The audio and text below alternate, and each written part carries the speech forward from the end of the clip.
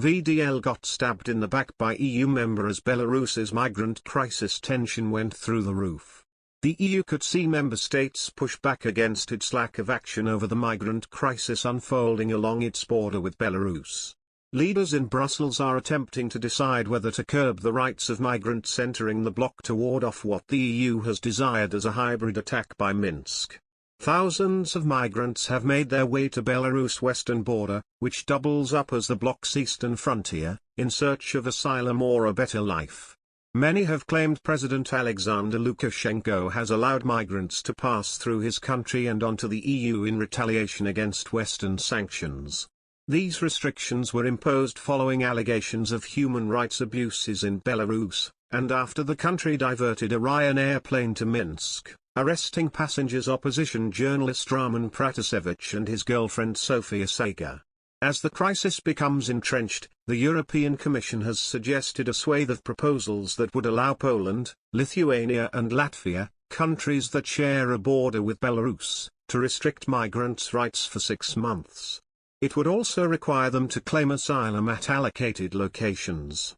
Europe's 2015 migrant crisis threatened to tear the continent apart, with many claiming it at least in part fueled arguments for Brexit.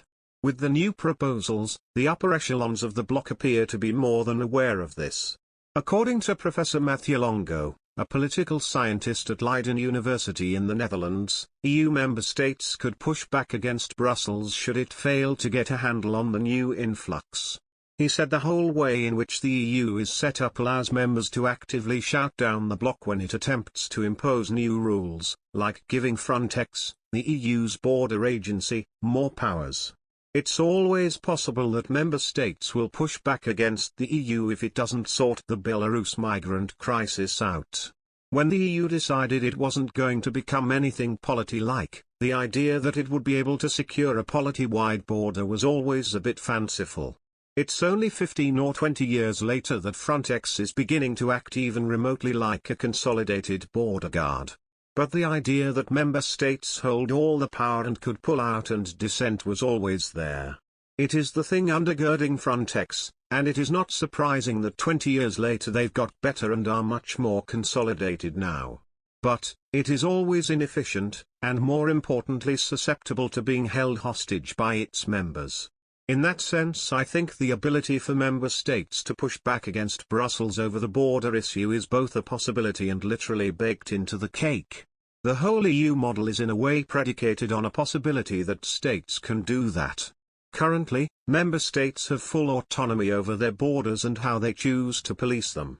According to Frontex, its role is to reduce the vulnerability of the bloc's external borders based on comprehensive situational awareness. It guarantees safe, secure and well-functioning EU borders, and plans and maintains European border and coast guard capabilities.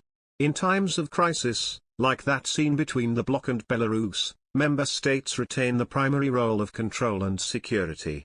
In recent weeks, Frontex's executive director Fabrice Leggeri visited Poland's border with Belarus.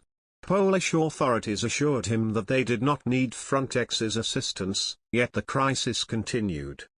According to Metsantsef, the West is increasing sanctions because Moscow and Minsk are unwilling to stop protecting their national interests. Tensions at the Belarusian-Polish border unraveled on November 8, when several thousand migrants flocked there, trying to tear down border fences and enter Poland. EU states claim that Minsk is deliberately escalating the crisis and call for sanctions. Belarusian President Alexander Lukashenko, in turn, blamed the situation on the Western countries whose actions forced people to flee their war-torn homelands. Fewer migrants are trying to cross into the EU's frontier. But earlier this month a Polish border guard told journalists that the country still faces provocations from Belarusian forces. Polish border guard Captain Krystyna Jakimiuk said, "Despite the decreasing number of attempts to illegally cross the border, we still have to deal with provocations from the Belarusian side. That is how it was yesterday. We saw on the Belarusian side a car of the Belarusian security services from which Belarusian soldiers every dozen or so meters were throwing firecrackers.